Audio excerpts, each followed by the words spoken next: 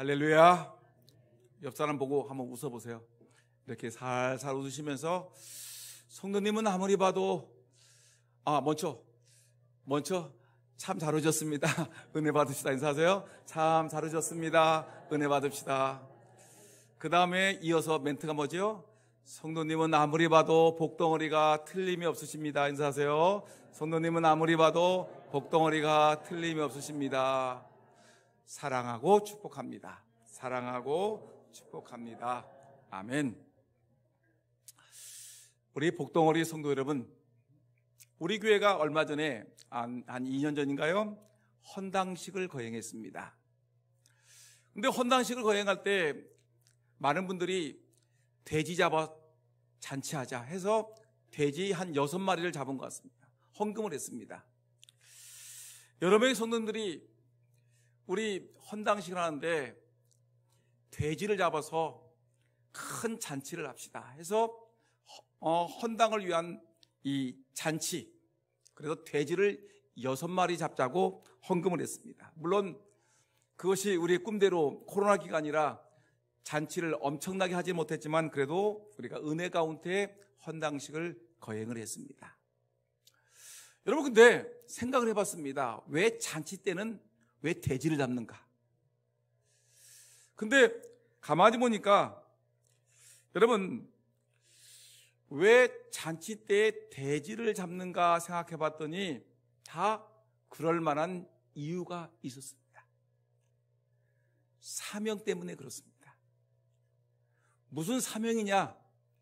여러분, 소도 사명이 있습니다. 소는 밭을 가려야 되는 사명이 있습니다. 죽도록 일을 해서 주인의 밭을 갈아주는 이 사명이 있습니다.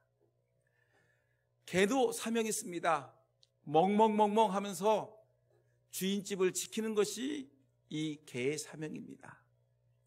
근데 이 돼지는 그의 사명이 살을 통통하게 쪄서 맛있는 육질을 만들어서 주인에게 제공하는 것이 돼지의 사명입니다.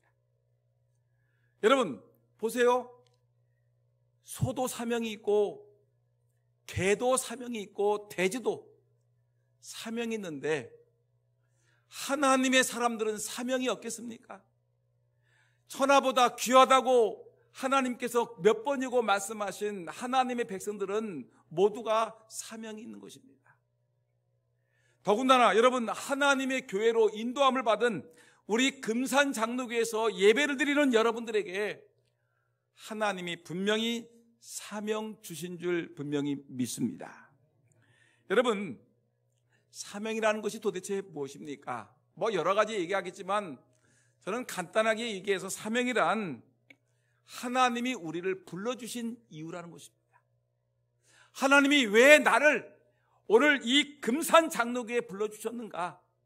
하나님이 나를 하나님의 아들, 하나님의 딸로 불러주셨는가? 이것이, 이 이유를 찾는 것이 사명인 것입니다. 또한 하나님께서는 우리가 이 땅에서 무엇에 집중할 것인가? 여러분, 이것을 차지하지만이 우리에게는 사명을 바로 찾는 것인 것입니다. 여러분, 오늘 이 말씀을 준비하면서 저는 가만히 묵상하는 중에 예수님의 말씀 중에서 예수님이 제자들에게 어느 날 생뚱맞은 질문을 하시는 것입니다. 무슨 질문을 하냐면 예수님이 12제자를 딱 모아놓고 얘들아, 사람들이 인자를 뭐라고 부르느냐라고 얘기를 했습니다. 아니, 예수님이 예수님이시지 사람들은 과연 예수님을 뭐라고 하는지 예수님이 궁금하신 것 같았습니다. 예수님 물론 다 알고 계시지만 예수님이 사람들이 나를 뭐라고 부르느냐라고 물었더니 제자 하나가 예수님, 어떤 사람들은 예수님을 세례 요한이라고 부릅니다. 세례 요한 아주 유명한 인물 있지 않습니까? 회개하라, 천국에 가까웠느니라 하면서 사람들에게 회개를 외치고 과감하게 헤롯 임금에게도 과감하게 회개하라고 외쳤던 그 용맹무쌍한 하나님의 사람 세례 요한. 여러분, 예수님의 모습이 세례 요한 같았던 것입니다. 예수님도 사람들에게 회개하라, 천국이 가까웠니라고 외치지 않았습니까? 사람들은 예수님을 세례 요한이라고 부릅니다. 어떤 사람은 얘기합니다. 아닙니다, 예수님. 어떤 사람은 선지자 중에 최고의 선지자인 엘리야와 같다고 얘기합니다.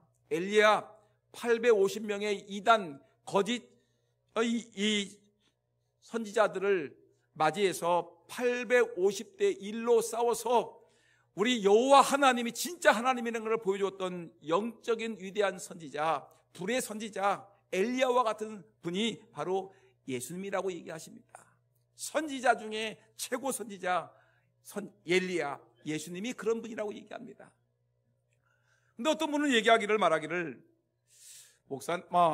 예수님 세례 요한이라고 하는 분도 있겠지만 또 엘리야와 같은 분이라고 얘기도 하겠지만 예수님은 사람들은 에레미야와 같은 분이라고 얘기하기도 합니다 라고 얘기했습니다. 여러분, 도대체 사람들이 왜 예수님을 에레미야와 같은 분이라고 얘기했을까 생각을 해보셨습니까? 저는 곰곰이 생각해 봤습니다. 예수님과 예레미야는 여러 가지 공통점이 많기 때문에 그렇습니다. 여러분, 이 점을 생각해 보면서 오늘 저는 여러분들에게 하나님의 말씀을 선포하기를, 하나님이 쓰시는 사람이란 누구냐? 하나님의 쓰시는 사람은 사명을 감당하는 사람이라는 것을 여러분들에게 말씀드리기 위해서 오늘 이렇게 서론을 장황하게 끌고 나왔습니다. 여러분, 먼저 우리가 에레미야를 먼저 알아야 되겠죠. 에레미야가 도대체 어떤 사람입니까? 에레미야는 원래 그 신분이 제사장이었습니다. 제사를 드려서 하나님께 영광 돌리는 제사장이었는데 어느 날 이 남왕국 유다 왕국의 요시야 왕 13년경에 하나님께서 갑자기 에레미야야, 너는 이제 하나님의 말씀을 선포하는 선지자가 되거라라고 하나님이 말씀하시는 것이었습니다. 그래서 하나님으로부터 갑자기 제사장에서 선지자로 부름받은 사람이 바로 에레미야입니다. 근데 이분은 약 50년 동안 50년이란 긴 세월 동안을 하나님의 말씀을 선포하는 이 선지자로 살았습니다. 근데 여러분, 에레미야가 활동했던 그 이 시기가 이스라엘의 역사상 가장 암울하고 가장 고통스러운 시기였다는 걸 여러분 알고 계십니까? 이스라엘의 역사에서 가장 암울한 시기라는 것은 두 시대를 얘기하는데, 첫째는 사사시대입니다. 사사시대에 왕이 없으므로 자기 속인의 옳은 대로 행해가지고 이 나라가 아주 엉망진창이었던 그 암울한 시기 사사시대가 있고요. 두 번째로는 이 에레미야가 활동했던 이 바벨론 나라에 의해서 침공을 받아가지고 나라가 완전히 망했던 그런 시대, 이 시대에 바로 누구냐? 에레미야가 선지자로 활동했던 것이었습니다. 여러분, 이 시대를 잠깐 보게 되면 이때 남왕국 이 유다 나라에 요시야 왕이 다스렸는데, 요시야 왕이 죽자마자 애굽이란 나라가, 그러니까 지금의 이집트죠, 애굽이란 나라가 침략을 해가지고 애굽의 식민지가 되었습니다. 우리나라도 예전에 일본에 의해서 식민지 생활을 했을 때 참혹한 삶을 살았지 않았습니까? 애굽의 식민지 생활을 했습니다. 근데 이것은 약과입니다. 얼마 후에 이때 그 북쪽에 있는 이스라엘 나라를 치기 위해 했던 나라가 있는데, 신흥 광대국 바벨론이라는 나라가 있었습니다. 바벨론이 점점 힘이 강성해지더니 이제는 주변 나라를 하나씩 먹기 시작하더니 이제 이스라엘을 침공하기 시작했습니다. 한번 침공해서 나라가 엉망진창되었지요. 1차 침공, 그 다음에 2차 침공이 왔습니다. 나라가 쑥밭이 되었습니다. 이제 세 번째 침공을 했는데, 이 세 번째 침공에 의해서 이 예루살렘 성벽이 다 무너지고, 임금이 살고 있던 왕궁이 무너지고, 하나님의 성전이 다 무너지고 불에 타버리고, 여러분, 왕은 사로잡혀가지고 두 눈알이 뽑히고 왕자가 칼에 맞아 죽고, 많은 사람들이 철사줄에 꽁꽁 묶여서 이제 바벨론으로 포로로 끌려가는 이런 비극의 시대를 맞이하게 된 것입니다. 여러분, 나라가 망했고 왕은 끌려가고 수많은 사람들이 포로로 끌려가고 남아있는 사람들은 거기서 굶어 죽는 것입니다. 굶어 죽는 비참한 일이 벌어지게 된 것입니다. 여러분, 근데 이때 활동했던 선지자가 누구냐면 에레미야 선지자인데, 이 에레미야는 이런 국난의 시기에 선지자로 부름을 받아서 참으로 하나님 앞에 참으로 참담한 모습을 보였던 사람이 바로 에레미야 선지자입니다.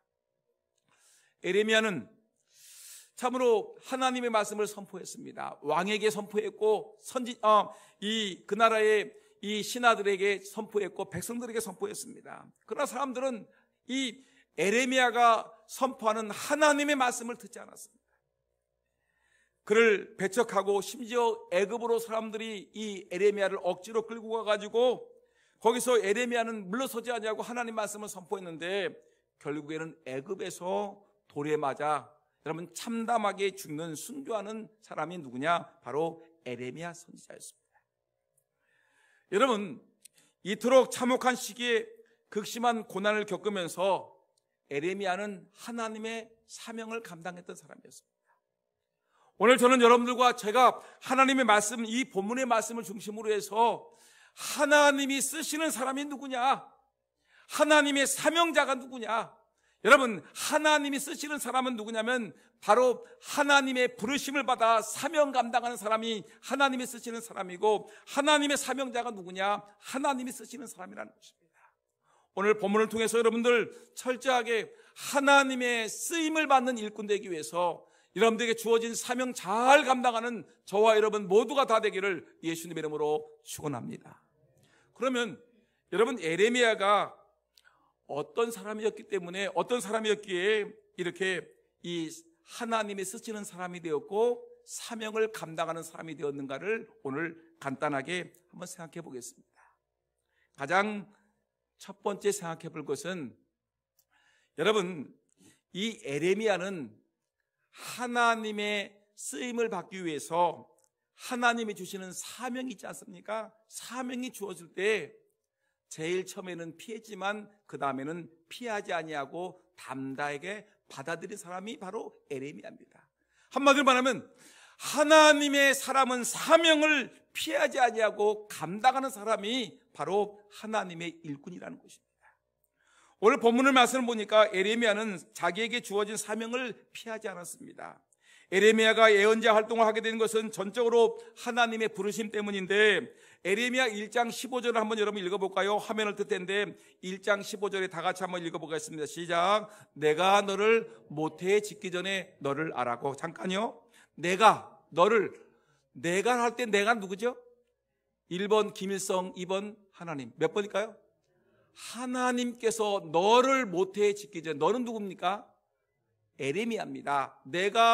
하나님이 에레미야를 모태 어머니 뱃속에서 잉태되기 전에 너를 알았다. 여러분들, 하나님은 여러분들 어머니 뱃속에서 잉태되기 전에 하나님이 이미 여러분들을 알고 계셨습니다.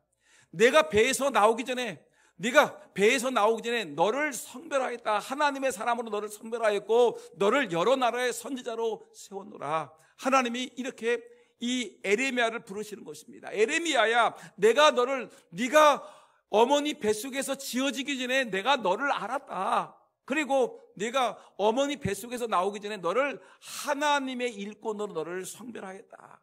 너를 여러 나라의 선자로 내가 너를 세우노라. 하나님께서 에레미야에게 선지자의 사명을 주님께서 주시는 것입니다. 근데 이렇게 하나님께서 에레미야를 부르시니까 에레미야가 참 기가 막힙니다. 정말 슬픕니다.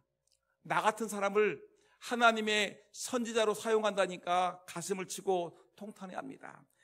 그 다음 절 에레미야 1장 6절 말씀 한번 읽어볼까요? 다 같이 시작. 내가 이르되 슬프도소이다. 주 여호와여 보소서. 나는 아이라 말할 줄을 알지 못하나이다. 아멘. 하나님, 저는 너무 슬픕니다. 내가 하나님의 선지자로 부름을 받다니요? 아닙니다. 나는 못합니다. 주님 보세요. 나는 아이 왔습니다. 나는 아이 같은 사람이라 말할 줄을 모릅니다. 여러분, 지난주에 우리가 하나님이 쓰시는 사람 모세에 대해서 공부할 때 모세도 역시 하나님이 부르실 때 하나님, 나는 입이 뻣뻣해서 혀가 둔한 자라 하나님의 일을 감당할 수 없습니다. 안 돼요, 못해요, 못한다니까요 라고 하면서 발을 쭉 뻗었는데, 여러분, 이때 하나님이 내가 너와 함께 하겠다, 주님이 말씀하시면서 그를 하나님의 사명자로 부르시고 있지 않습니까? 오늘도 똑같이 에레미야가 하나님 앞에서, 하나님, 나는 하나님의 일꾼으로서 쓰임받을 만한 자격이 안 됩니다, 못합니다, 안 됩니다. 나는 아이와 같이 왕 앞에, 신하들 앞에, 백성들 앞에, 완악한 사람들 앞에서 하나님의 말씀을 전할 수 있는 자격자가 아닙니다 라고 할 수 없다고 자기의 속내를 비추고 있는 것을 볼 수가 있습니다. 도대체 하나님께서 자기를 아주 특별한 일에 쓰시기 위해서 남달리 구별해서 사명자로 삼으신다는 것에 대해서 이 에레미야는 너무나 슬픈 것입니다. 나 같은 사람이 어떻게 하나님 일을 할 수 있는가?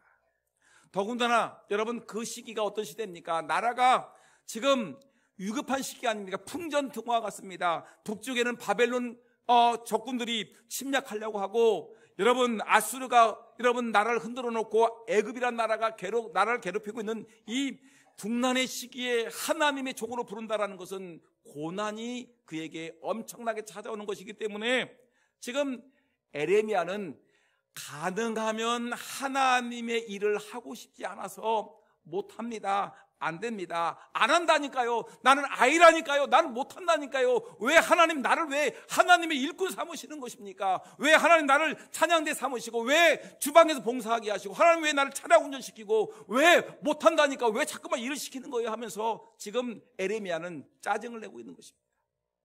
여러분, 실제로 한번 볼까요? 여러분, 에레미야 시대 때 에레미야가 어떤 고난을 당했는가 한번 볼까요? 여러분, 저는 에레미야가 과연 그 하나님의 일꾼으로 일하기에 너무 힘든 그 시기에 그가 어떤 고난을 당했는가 한번 생각을 해봤습니다. 왜 못한다고 했을까? 가장 첫 번째는 뭐냐면 그는 너무나 외로웠어요. 그 옆에서 그를 도와줄 사람이 아무도 없었습니다. 가족들도 이해를 하지 못했습니다. 여러분, 에레미야가 노총각인 거 아십니까? 평생 결혼하지 못하고 죽은 거 아십니까? 여러분, 하나님께서 결혼도 하지 못했습니다. 못하게 하셔서 결론은 뭐였어요? 평생 독신으로 살았습니다. 고향 사람도 그를 외면했습니다. 부모님도 외면했고 결혼도 하지 못해서 외로웠고요. 그리고 고향 사람들도 에레미야를 외면했기 때문에 평생 외롭게 여러분 선지자 사역을 감당한 사람이 바로 에레미야인 것입니다. 더군다나 그는 아무런 열매를 맺지 못했습니다. 자기가 하나님의 종으로서 왕에게 가서, 왕이여, 이렇게 하시면 안 됩니다, 회개하십시오라고 얘기하면 임금님이 그 말씀을 듣고 회개하게 되면 열매가 맺어지는 건데, 임금님이 도리어 화를 내고 이놈 죽여라, 몽둥이로 두들겨 패라 하니까 한 번도 임금에게 가가지고 임금의 응답을 받은 적이 없고, 신하들에게 가가지고 신하들 여러분들 이렇게 고관대작들에게 하나님 말씀을 선포하게 되면 도리어 몽둥이가 날라와서 두들겨 맞고, 백성들에게, 완악한 백성들에게 하나님께서 여러분들을 회개케 하십니다 하니까 도리어 사람들은 손가락질하면서 미친놈이라고 얘기를 하고. 그러니까 여러분, 이 아무런 열매 없는 이 선지자 사역이 얼마나 힘들고 괴롭고 고통스러웠겠습니까? 뭐 열매가 있어야지 재미가 있지 않겠습니까? 더군다나 에레미야는 여러분 수많은 고통을 당했습니다. 실제로 여러분들 에레미야서를 읽어보고 에레미야 애가서를 읽어보게 되면 그가 얼마나 많이 두들겨 맞았는가를 알 수가 있습니다. 사람들이 싫어하는 말을, 왕이 싫어하는 말, 왕이 듣기 좋은 말만 하면 좋은데 왕이 싫어하는 말만 골라서 하니까, 신하들이 싫어하는 말을 골라서 하니까, 회개하라고 얘기하니까, 여러분 백성들이 싫어하는 말을 골라서 하니까, 여러분 에레미야는 얼마나 두들겨 맞았는지, 그리고 얼마나 감옥에 자주 갔는지. 그는 그래서 사람들은 말하기를, 에레미야 선지자의 별명을 붙여주기를 그는 눈물의 선지자였다. 하도 두들겨 맞아서 울었고, 하도 옥에 갇혀서 울었고, 하도 억울한 일 당하고, 하도 사람들에게 손가락질 당하고, 하도 비참한 꼴을 많이 당했기 때문에 에레미야 선지자를 그를 눈물의 선지자였다라고 얘기합니다. 여러분, 이렇게 살다가 결국은 돌에 맞아 죽은 사람이 누구냐? 바로 에레미야 선지자인 것입니다. 여러분, 이렇게 하나님의 일을 하게 되면 하나님이 복을 주실 줄 알았는데 하나님이 복을 주지 않고는 도리어 사람들이 손가락질합니다. 쟤는 뭐 그렇대. 우리가 차량 봉사하고 찬양대 봉사하고 주방 봉사하고 교회 청소하고 뭐 여러 가지 교회를 위해서 봉사하고 선교하고 여러 가지 일을 하지 않습니까? 근데 사람들이 나에게 칭찬 한마디 하고 격려 한마디 하고 위로하고 용기를 주면 참 좋을 텐데 서글프고 슬프게 눈물 나게끔 나에게 혹독한 말을 하고 저주의 말을 하고 비난의 화살을 쏘아대니까 내가 견딜 수가 없는 것입니다. 견딜 수가 없어. 그래서 이 에레미야가 못하겠습니다 라고 얘기하는 것입니다. 그런데 여기까지만 얘기하게 되면 제가 얘기하려고 하는 것이 아니겠죠. 그런데 에레미야는 여러분 예수님의 모습을 닮았습니다. 어떤 예수님의 모습을 닮았냐면 예수님께서 자기에게 주어진 사명이 있을 때 예수님은 그 사명을 피하지 않냐고 감당하지 않았습니까? 여러분, 예수님이 십자가를 지시기 전날 밤에 겟세마네 동산에 올라가서 하나님께 기도를 했습니다. 간절하게 예수님이 자기의 사명을 놓고 기도하고 있었습니다. 마태복음 26장 39절 말씀 보니까 여러분 한번 읽어볼까요? 시작. 조금 나아가사 얼굴을 땅에 대시고, 조금 나아가사 겟세마네 동산에서 예수님이 기도하기 위해서 더 산속으로 더 들어가서 얼굴을 땅에 대시고 엎드려 기도하여 이르시되, 다 같이 시작. 내 아버지여, 만일 할만하시거든 이 잔을 내게서 지나가게 하옵소서. 그러나 나의 원대로 마시옵고 아버지의 원대로 하옵소서 하시고. 여러분, 예수님은 지금 예수님이 이 땅에 오신 목적이, 사명이 뭐냐면 죽으러 오신 것입니다. 인류의 모든 죄를 대신 짊어지시고 십자가에서 대신 고난당하시고 인류의 모든 죄를 용서하시기 위해서 예수님이 이 땅에 오신 것입니다. 예수님의 사명은 여러분 십자가에 달려서 참혹하게 죽는 것이, 그래서 인생의 그 피를 흘려서 인생의 모든 죄를 용서받게 하는 것이 예수님이 이 땅에 오신 목적인데, 지금 막상 십자가에 못 박혀 죽으려고 생각했더니 너무 그 일이 끔찍한 것입니다. 십자가에 못 박혀 죽는다는 것이 너무너무 큰 고통이고 너무너무 수치스러운 일이고 너무너무 괴로운 일이기 때문에 밤새도록 하나님께 기도하면서, 하나님 어찌하면 좋습니까? 나는 십자가 지는 것, 내 사명 지는 것을 감당하지 못하겠습니다. 내 잔이 감당할 수 없습니다 라고 얘기하다가 하나님의 사명을 생각하니까 이게 아닙니다. 그래서 이 예수님은, 하나님 알겠습니다. 나의 원대로 마옵시고 아버지의 원대로 하옵소서.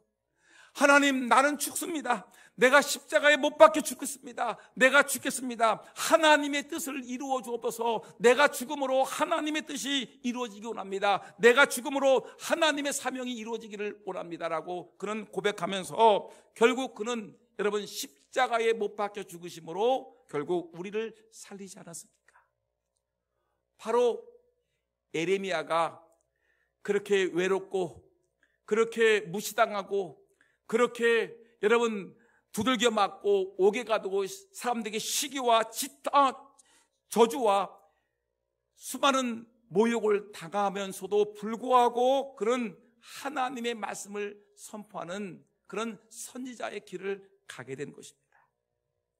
여러분, 우리가 하나님의 교회에서 일하는 것은 사명입니다. 제가 목사의 직분을 갖고 이 사명을 감당하는 것도 하나님이 부르신 사명이고요, 여러분들 장로님으로서, 권사님으로서, 집사님으로서, 여러분 또한 여러분들이 주방에서 봉사하는 것이든지 무슨 일을 하던 것이든지 하나님께 여러분들을 부르신 사명인 것입니다. 때로는 사명을 감당할 때는 눈물이 날 때가 있습니다. 사명을 감당할 때는 모욕을 당할 때가 있습니다. 때로는 사명을 감당할 때는 남들이 나에게 손가락질을 퍼부면서 여러분 나에게 죽으라고 욕을 할 때가 있습니다. 하나님의 선한 일을 감당하는데도 불구하고 주변에서 그렇게 욕을 해댑니다.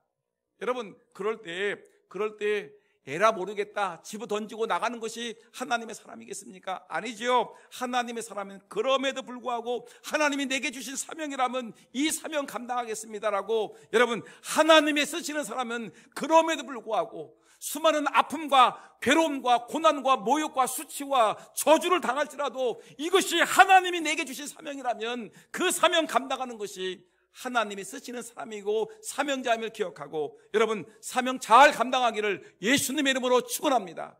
여러분, 이것이 사명자의 모습이고 하나님이 쓰시는 사람의 모습이라는 것입니다. 또 하나 오늘 이 시간에 생각해 볼 것은 있는데, 하나님이 쓰시는 사람, 하나님의 사명자는 어떤 사람이냐면 하나님의 말씀을 사모하는 자입니다.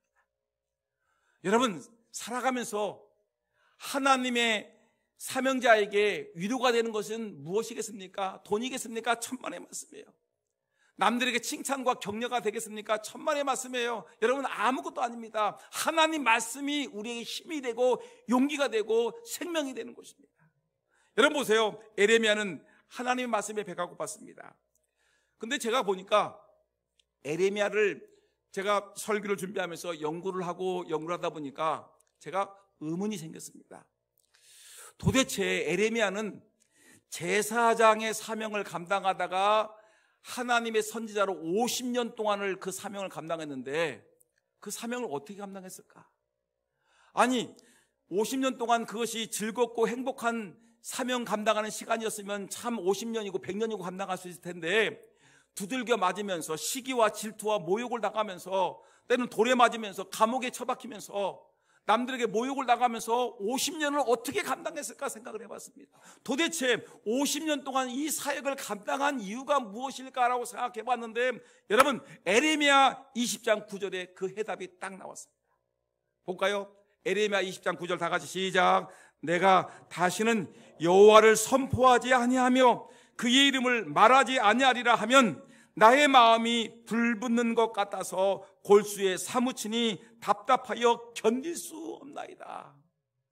여러분, 에레미야가 고백을 했습니다. 내가 더 이상 두들겨 맞으면서, 내가 남들에게 모욕을 당하면서 내가 이 일을 그만둬야 되겠다, 때려치워야 되겠다. 하나님, 나 같은 사람을 갖다가 왜 선지자로 시켜서 내가 이렇게 모욕을 당하고 두들겨 맞고 감옥에 처박히고 내가 왜 이렇게 사람들 돌에 맞으면서 이렇게 모욕을 당합니까? 내가 그만두겠습니다. 다시는 여호와를 선포하지 아니하고 그의 이름으로, 하나님의 이름으로 말하지 않겠습니다라고 말을 한다는 거예요. 그만두겠다는 거예요. 집어 던졌다는 거예요.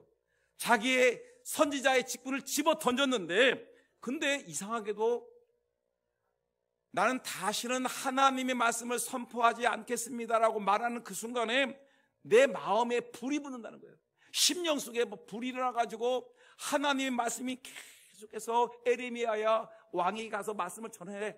너 에레미야야, 저 못된 완악한 백성들에게 하나님의 말씀을 전해. 저 못된 신하들에게 말씀을 전해야 돼 하면서 밤잠 이루지 못하도록, 밥을 먹지 못하도록, 내 몸이 뒹굴뒹굴 굴르도록 하나님 나를 괴롭힌다는 거예요. 하나님 말씀을 전하지 않으면은 견딜 수 없을 만큼 그 마음에 불 같은 것이 나를 괴롭힌다는 거예요. 여러분, 그렇지 않습니까? 사명자는 때로는 남들에게 모욕을 당하면 한번 인간이기 때문에 집어 던져버립니다. 집어 던져. 막 잔도 던지고 밥그릇도 던져버리고 막 안 해 하고 소리 질러버립니다. 근데 이상하게 여러분, 하나님의 사명자, 하나님 쓰시는 사람들은 그런 시험이 옴에도 불구하고, 그럼에도 불구하고 내 마음속에 불붙는 하나님의 사명이 내 마음을 꿈틀꿈틀거려서 다시 일을 하게 됩니다. 여러분, 나의 마음이 불붙는 것 같아서 골수에 사무치니 답답하여 견딜 수 없습니다. 왜냐하면 그 마음속에 하나님 말씀이 그 마음속에 가득 차 있기 때문에 그렇습니다. 여러분, 하나님의 사명을 감당하는 저와 여러분들 마음속에 하나님의 말씀이 가득 차기를 예수님의 이름으로 축원합니다.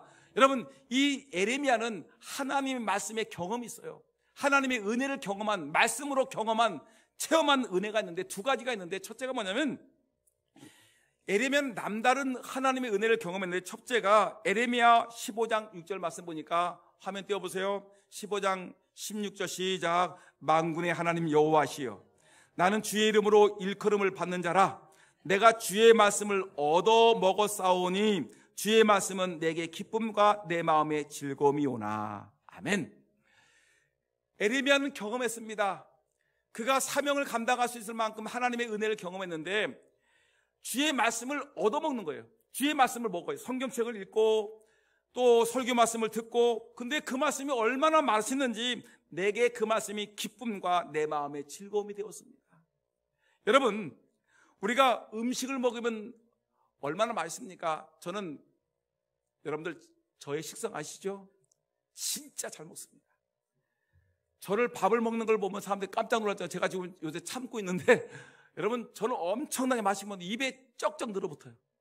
모든 음식을 먹으면 입에 쩍쩍 늘어붙어서 너무너무 맛있어요. 여러분, 그런데 에레미야가 그러는 겁니다. 내가 주의 말씀을 얻어먹었사오니 주의 말씀은 내게 기쁨과 내 마음의 즐거움이. 이 말은 뭐냐면 하나님의 말씀을 먹는 것이 얼마나 맛있는지 입에 쩍쩍 늘어붙어서 너무너무 맛있다는 거예요. 이런 은혜를 경험하셔야 돼요. 여러분, 성경을 읽으면서 하나님 말씀이 얼마나 맛있는지 입에 쩍쩍 늘어붙고 여러분, 은혜가 넘쳐나는 그런 은혜를 경험하기를 주의 이름으로 축원합니다. 설교 말씀이 너무너무 즐거워서 그 말씀 듣기에 달려오고 성경을 펴고 성경을 읽으면 얼마나 은혜로운지 그 말씀이 은혜가 넘치는 그 말씀의 기쁨과 마음의 즐거움이 넘치기를 주의 이름으로 축원합니다. 사명을 감당하기 힘들 때 여러분, 하나님 말씀이 자기의 위로가 되면 얼마나 좋겠습니까? 여러분, 사명자는 힘들고 어려울 때 하나님 말씀이 자기에게 정말 깊은 은혜가 됐을 때, 그때 여러분 힘과 용기가 되는 겁니다. 오늘 찬양대가 여호와는 나의 힘이시오, 나의 반석이시오, 나의 여러분 산성이시오, 나의 피난처라고 고백하지 않습니까? 하나님 말씀이 나의 그렇다는 거예요. 두 번째, 에레미야는 또 어떤 말씀의 은혜를 경험했느냐면 에레미야 23장 9절 말씀 보니까 읽어볼까요? 시작. 선지자들이 한 말씀이라. 내 마음이 상하며 내 모든 뼈가 떨리며 내가 취한 사람 같으며 포도주에 잡힌 사람 같으니 이는 여호와의 거룩한 말씀 때문이라. 한마디로 이 말은 뭐냐면 하나님 말씀이 얼마나 심오하고 오묘하고 깊이 있는지 하나님 말씀에 깊이 심취했다는 것입니다. 하나님의 말씀을 읽다가 막 눈물이 뚝뚝 떨어지는 거예요. 깊은 영적인 세계에 들어가는 거예요. 여러분, 저는 이런 걸 경험했습니다. 말씀을 읽는데 얼마나 그 말씀이 깊은지 그 말씀을 읽으면서 막 눈물을 뚝뚝 떨어뜨리면서 하나님, 이런 말씀을 저에게 주시니 감사합니다. 엉엉 울면서 성경을 읽었던 적이 있어요. 성경책에 눈물이 뚝뚝 떨어졌던 그 성경이 있습니다. 여러분, 성경을 읽으면서 깊은 은혜의 세계에 들어가는 거예요.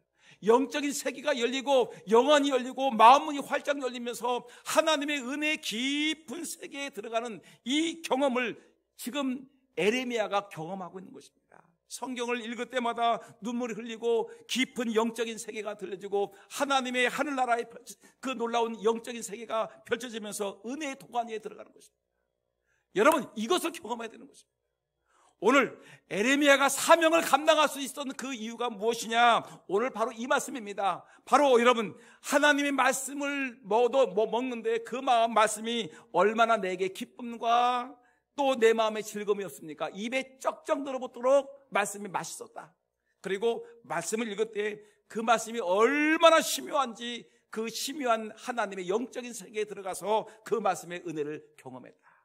저와 여러분들 사명 감당하고 힘들고 어려울 때마다 여러분 하나님의 말씀의 깊은 은혜의 세계를 경험하는, 하나님 말씀을 깊이 읽고 묵상하는 저와 여러분 모두가 되기를 예수 이름으로 축원합니다. 결론입니다. 여러분, 어떤 분이 이렇게 얘기했습니다. 말씀의 불꽃이라는 책을 제가 최근에 읽었는데 이 책을 보니까 어떤 내용이냐면, 따라합시다. 그대는 정녕 배가 고픈가? 갑자기 목사님 뚱땅지 같은 소리 하시네. 그대는 정녕 배가 고픈가? 다시 한번 시작. 그대는 정녕 배가 고픈가? 이 책의 주제가 그거예요. 여러분, 아침에 우리가 일어나잖아요. 그러면 어디 밤에 저녁 5시에 밥을 먹고 아침에 8시에 아침밥을 먹으려면 배가 엄청나게 배고프지 않습니까? 12시간 넘게 밥을 굶었으니 아침에 일어나면 배가 고프니까 밥 그러지 않겠습니까? 근데 요거보다 더 중요한 게 있다는 거예요. 배가 고픈데 뭐가 고파야 되냐면 하나님의 말씀이, 하나님의 은혜가 그리워서 하나님의 말씀에 배가 고파야 된다는 거예요. 하나님의 쓰시는 사람은 누구냐? 하나님의 사명자는 누구냐? 아침에 일어나서 밥 먹는 것만, 육신의 밥을 먹는 것만 생각하는 사람이 아니라 그보다 더 절박하게 하나님의 말씀이 그리워서 새벽 시간에 새벽 예배에 말씀 듣기 위해서 달려나오고 새벽 시간에 성경책을 펴가지고 하나님 말씀을 허겁지겁 먹는 사람이, 목마른 사슴이 시냇물을 찾기에 갈급한 것 같이 하나님의 은혜를 사모하기 위해서 말씀을 사모해서 허겁지겁 새벽에 달려나오고 성경책을 펴고 하나님 말씀을 먹듯이 너는 배가 고프지 않은가? 여러분, 우리는 날마다 배가 고파야 돼요. 육신의 양식 때문에 배가 고픈 것이 아니라 하나님의 영의 양식이 굶주려서 그것이 배가 고파서 말씀을 사모하는 이런 사람이 하나님의 쓰시는 사람이 되어야 되고, 이런 사람이 사명자임을 기억하셔야 됩니다. 여러분, 혹시 주님의 일을 감당하다가 힘들고 어렵습니까? 절망스럽습니까? 낙심합니까? 괴롭습니까? 여러분, 이럴 때 여러분, 그럼에도 불구하고 사명 감당하실 때 어떻게 하시냐? 하나님 말씀이 꿀과 같은 생명의 말씀을 여러분들 먹으셔야 됩니다. 그 말씀이 여러분들을 살리시고 여러분들의 생명을 보호하실 것입니다.